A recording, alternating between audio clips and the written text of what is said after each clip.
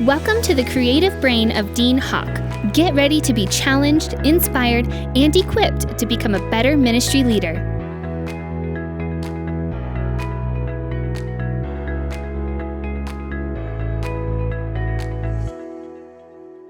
Thank you so much for joining the Dean Hawk Leadership Podcast. This is a bonus edition coming to you on October 1st, and we are so glad that you're joining us. Before we dive into today's topic of 40 years of ministry wisdom, I want to share just a couple updates of things that are happening coming down. If you haven't been able to download or check out the newest series that has been released from our summer series called Storyteller, it's Parables of Jesus. Great series that you might want to consider looking at, launching at the first of the year.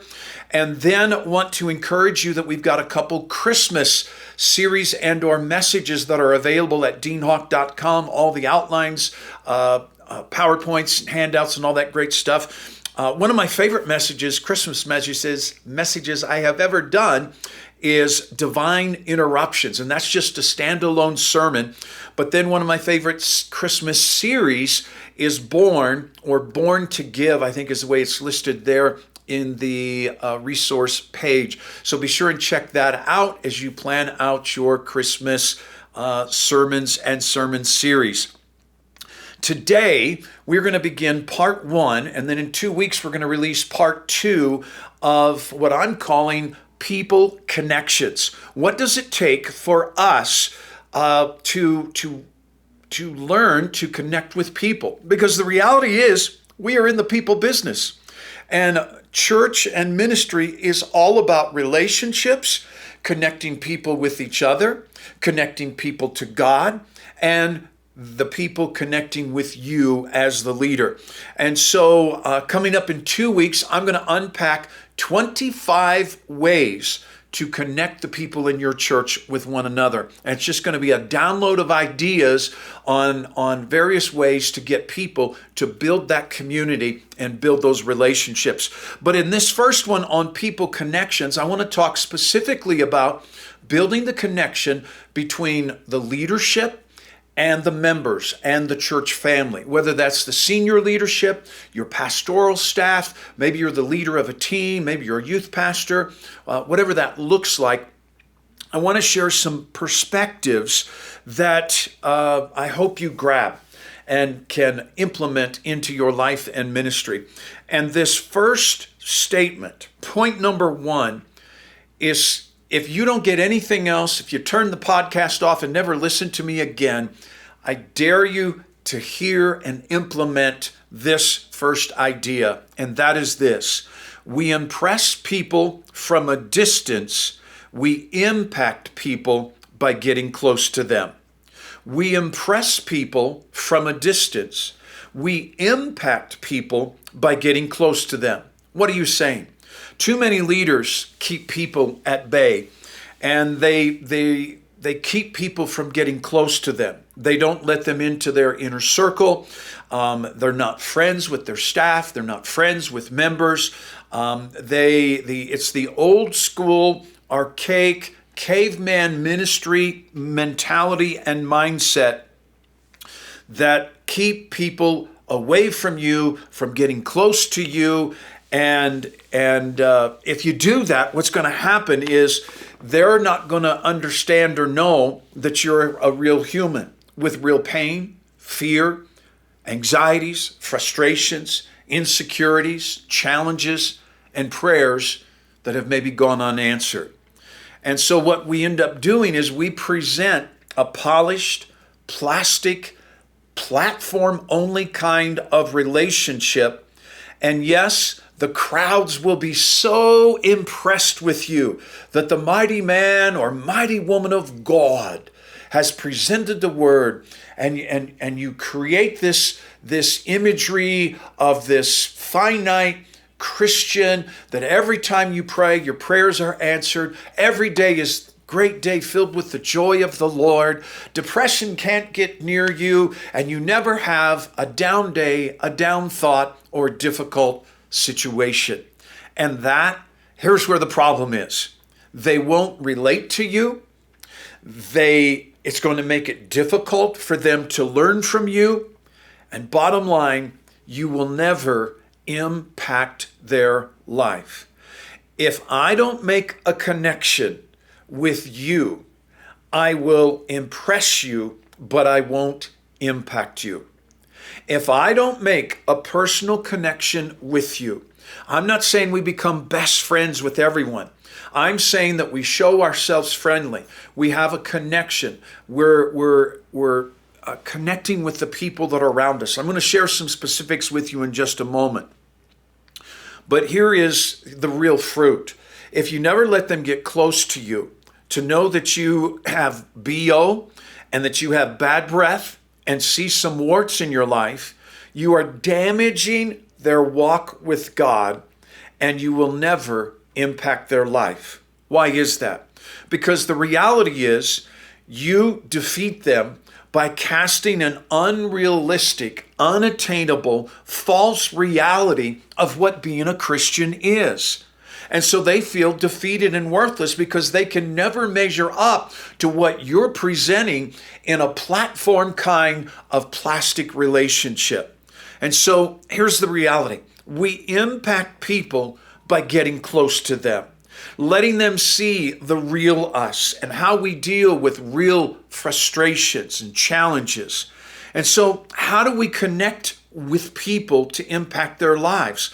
Well, that's done in multiple ways.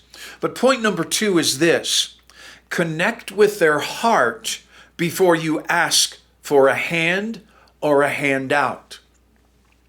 We all need people to serve and volunteer in our church. We all need people to connect and to give of their finances, their resources, their substances to help fund the mission and the vision of the church or the organization that you lead. But unless they connect with your heart, unless they feel connected with you as a leader, it makes it difficult to ask for a hand or to ask for a handout. Will you partner with me? But I'm telling you, there is something so powerful when they feel like I know him, I know her. They're easily accessible. They're around, and people will feel and they'll follow your heart into battle, and they're not going to follow your title. People follow the heart. So when we're ministering, when we're speaking from the platform, we're not giving the roses kind of ceremony. We're sharing some thorns and some thorny processes we went through to maybe achieve that rose that has come to full bud in our life. But if we're only showing the rose portion of our life and we're never talking about the thorns and the difficulties of life, it's impractical. And people won't feel connected to you. And so they have to know that they have to know you, and they have to believe in you to truly serve you. Otherwise, it's a duty and an obligation. And when you rally that we need more help, they're only doing it not because they love you, not because they're passionate about helping you achieve this vision of reaching the city, that they're doing it out of, it's something we must do. It's not something we want to do. I want people to want to serve, to want to give. And so here's the question. Are you more inclined to financially help a good friend in need or an absolute stranger? If I presented to you 2 people, walked into your office, met you in the Walmart parking lot today, and one was a very, very close friend who said, Dean, I need $20. I left my wallet at home.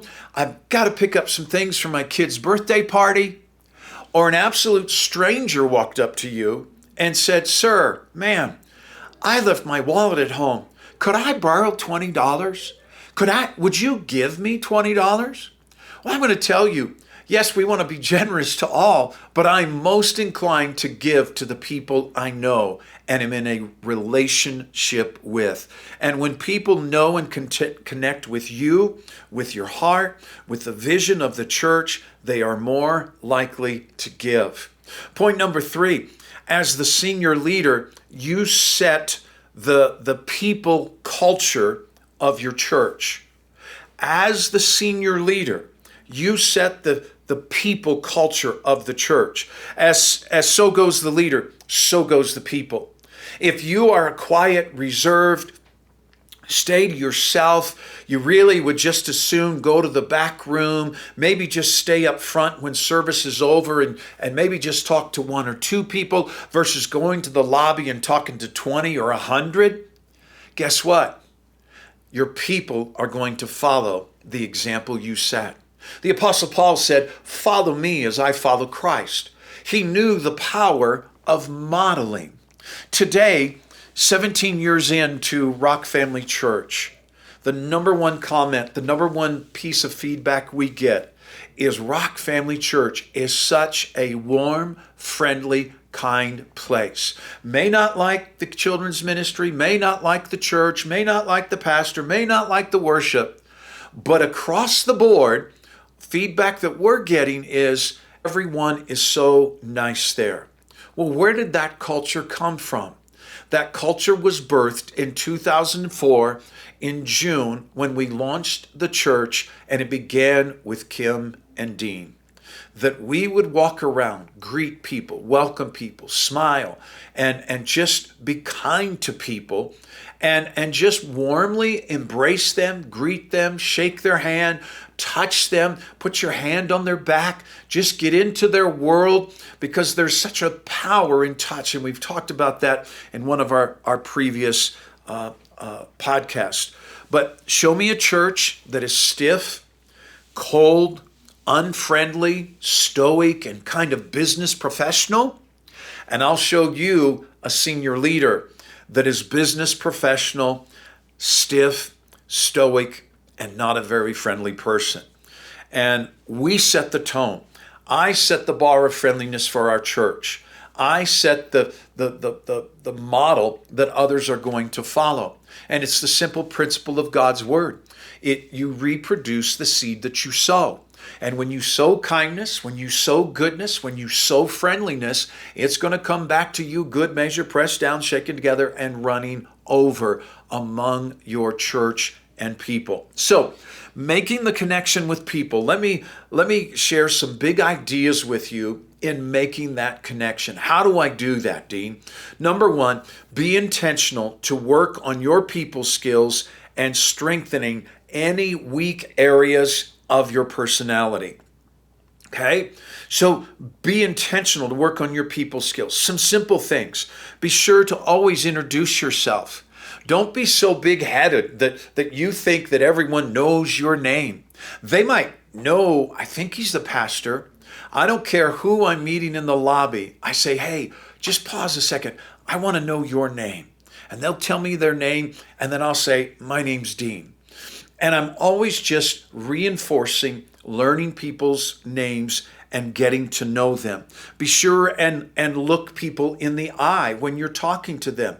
If you're more of a reserved, shy nature, it can be easy to look over their shoulder, look above their head, or not make that direct eye-to-eye contact as I am to the camera right now. And those of you that are watching on the video version of this podcast.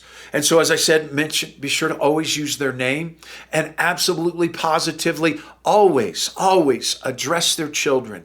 Ask their children's name and ages. Show respect to the parent by acknowledging the value of the child that they're holding or the child that is hanging on to their leg. And here's what I would say. It would be easy. I can hear introverts are going, well, it's just for extrovert leaders, and that's what it's for. No, this is for all leaders. Because see, extroverts have to adjust our personalities as well. I'm an extreme extrovert.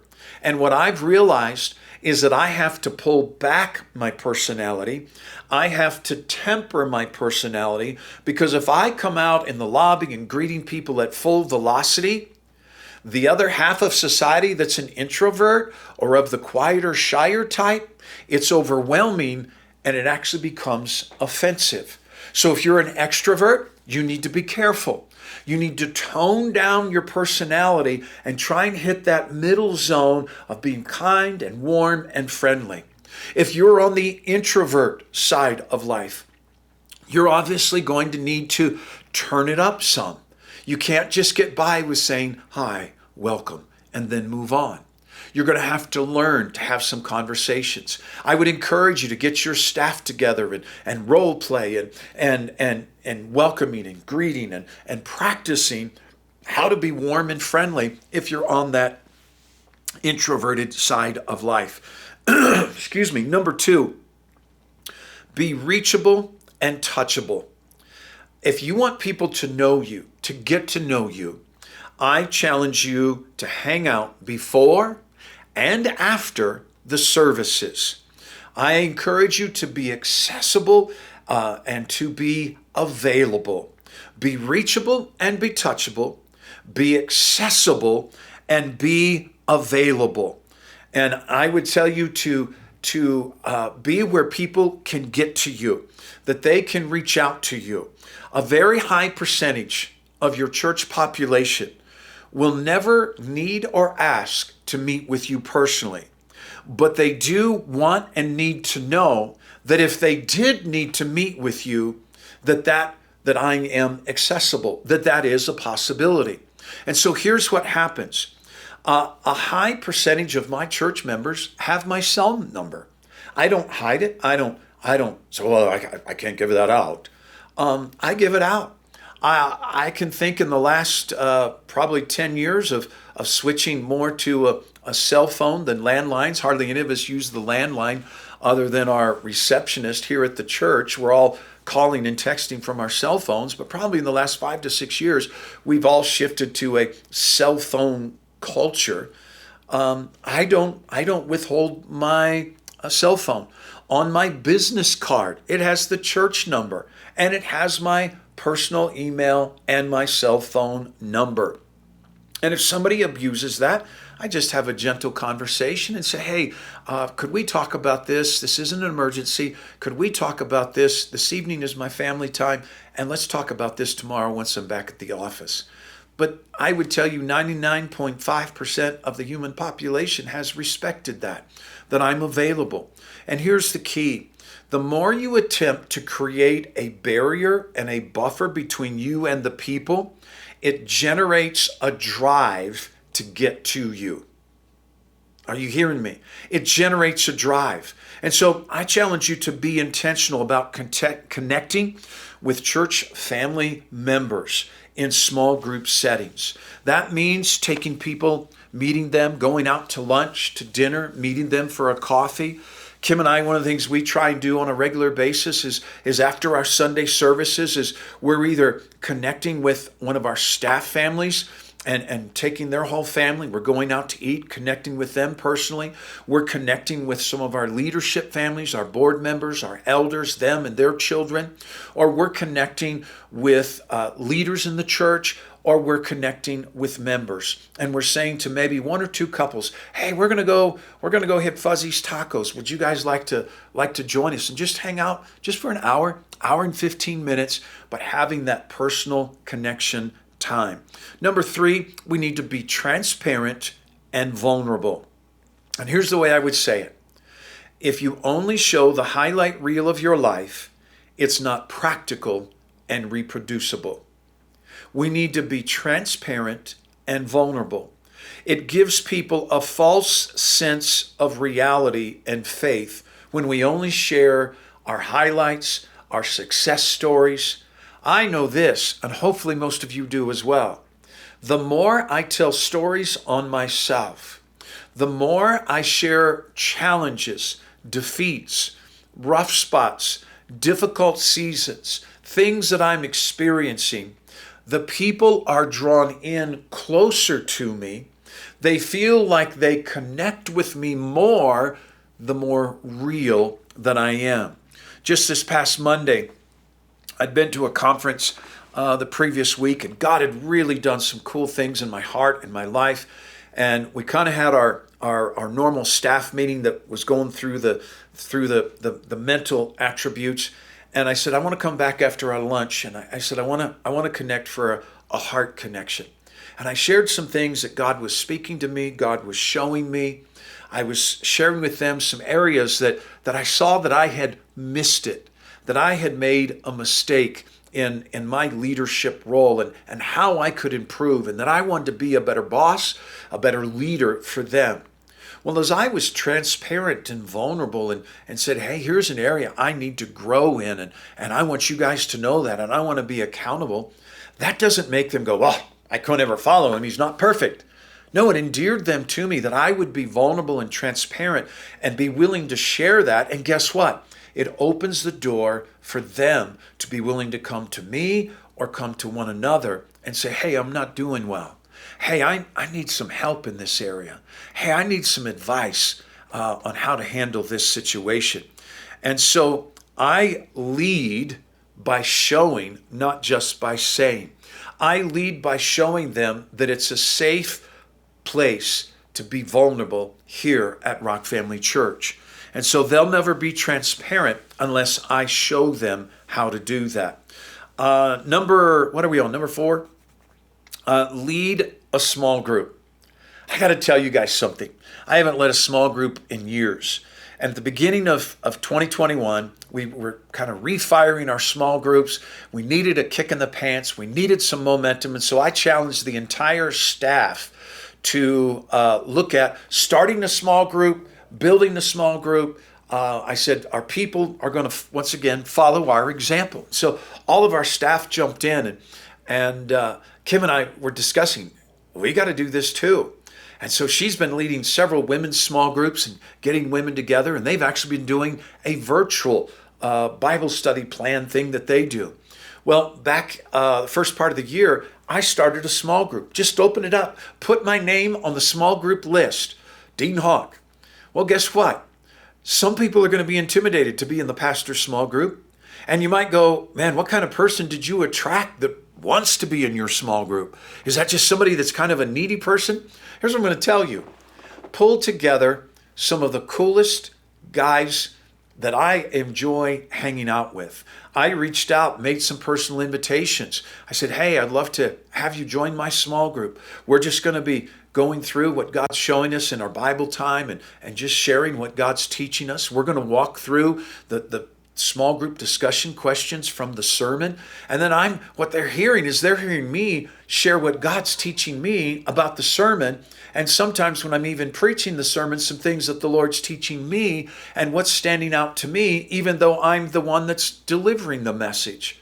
And so it's just a really cool group of guys of different ages, naturally, and guys of different ages and stages spiritually. A couple guys have just been born again less than a couple months. Easter, just the first couple months of the year.